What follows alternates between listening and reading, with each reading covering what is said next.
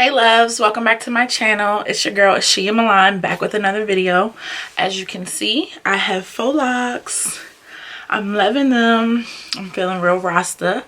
I am getting ready to go on a vacation and you guys should stay tuned. I'm gonna have vacation vlogs up for you guys. But today I am here with a story time, a juicy one too. So I'm gonna be telling you guys a story time about when I got played. And y'all, please don't judge me. You know, as females, we all have that one story that's just like, yeah, I got played. Yeah, I was dumb. I was stupid.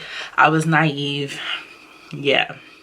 So let's get right into it. For those of you who don't know, I recently just graduated from Spelman College in Atlanta, Georgia, and I relocated and moved back to Baltimore.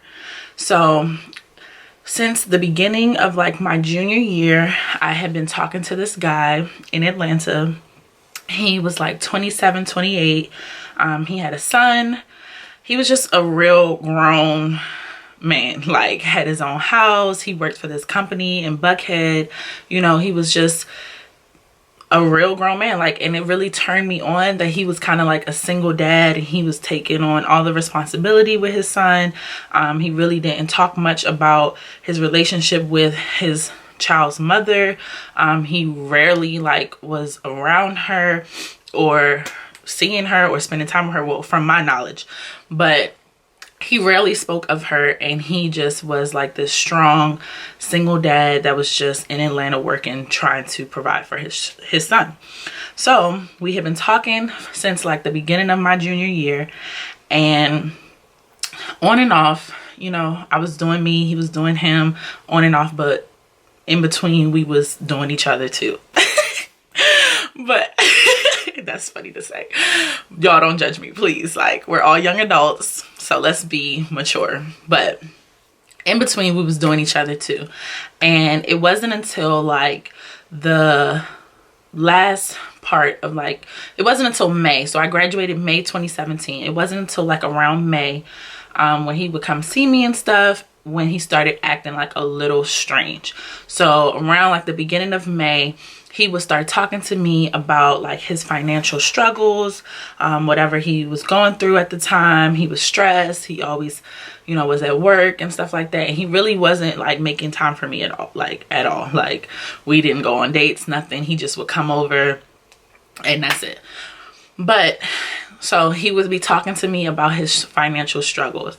And one day he finally just asked me, and he was like, you know, he sent me a message. He was like, babe, I'm really going through some financial struggles right now. And I'm in a situation where my lights are about to get cut off.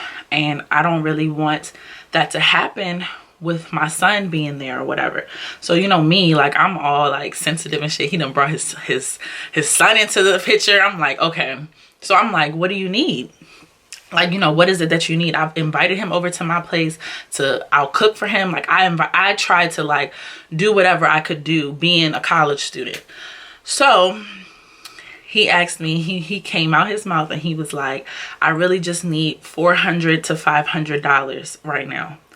So I said to him, this is all through text message, by the way, like this is our text message conversation. I said to him, well, I don't really have that right now, but I definitely can help you with something. Okay, so, you know, I'm thinking in my mind like, okay, you know, this is my friend. So like, let me, you know, backtrack. This was my friend. This was somebody that I spent time with. He definitely knew my struggle throughout college. He helped me in a lot of ways. You know, I went through a period of time in college where I didn't have a car. He was okay, y'all, so my camera died. I'm sorry, but where was I?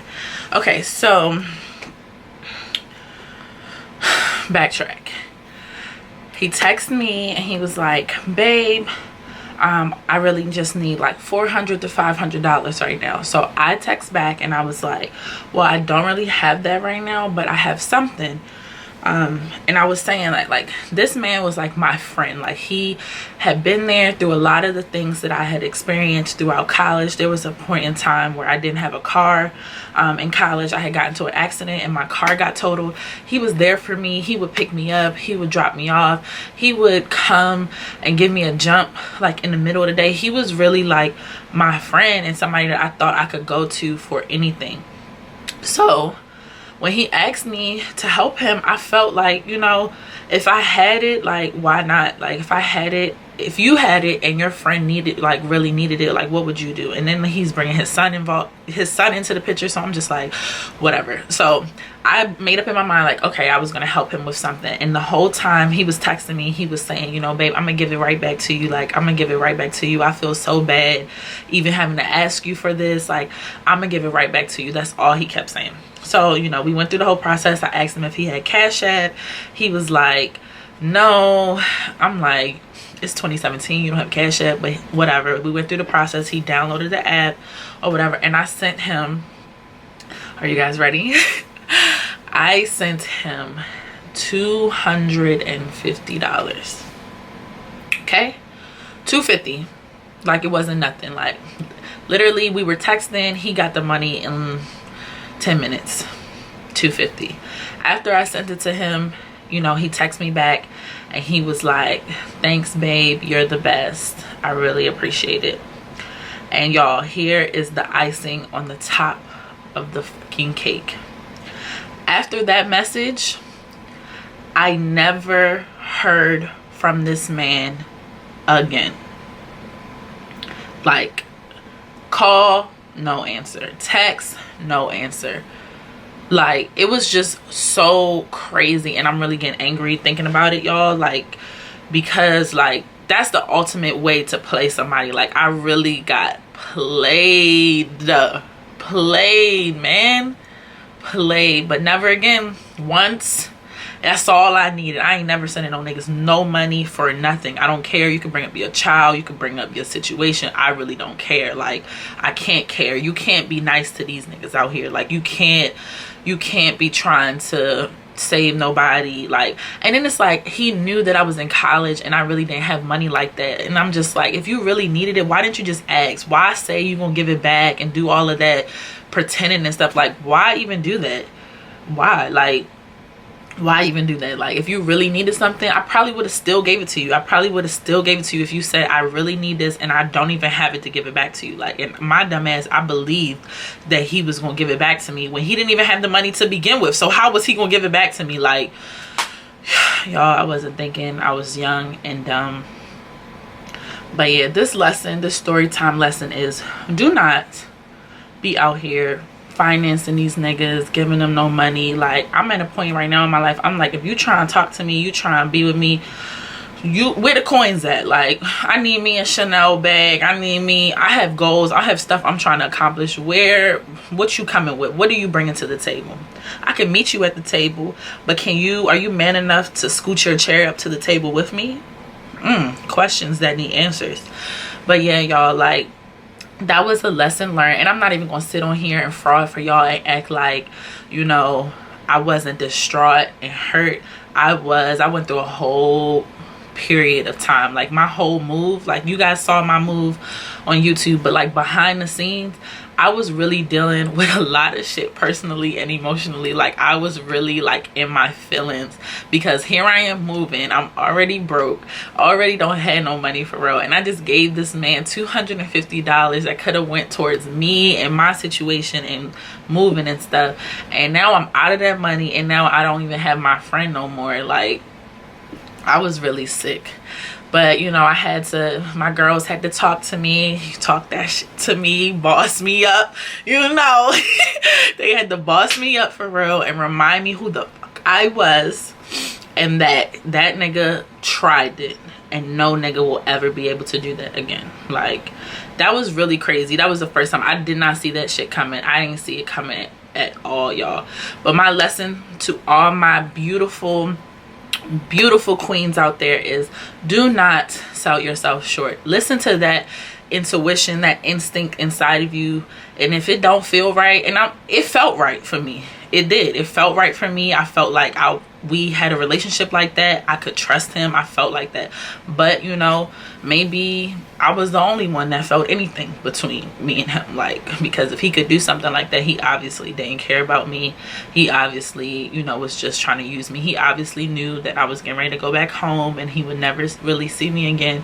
And that's what happened. But yeah, I'm getting a little emotional just thinking about it. Like he really played me, Shia. He played me. Oh nah, yo, he fucked up for all y'all niggas out there, because that shit ain't never ever happening again, like ever. But yeah, make sure you guys follow me. That's the story. Yeah, it was crazy, guys. Make sure you guys follow me on Instagram and Snapchat. My Instagram is at Ashia Milán _ and my Snapchat is at Shia with 2 A's. I follow back, so follow me. Thank you guys for coming back to my channel. Thank you guys for liking, commenting, and subscribing. I see all of your comments. Oh, and I wanted to give a little disclaimer. I thank you guys so much for all of the comments I received from my chit chat Get Ready With Me.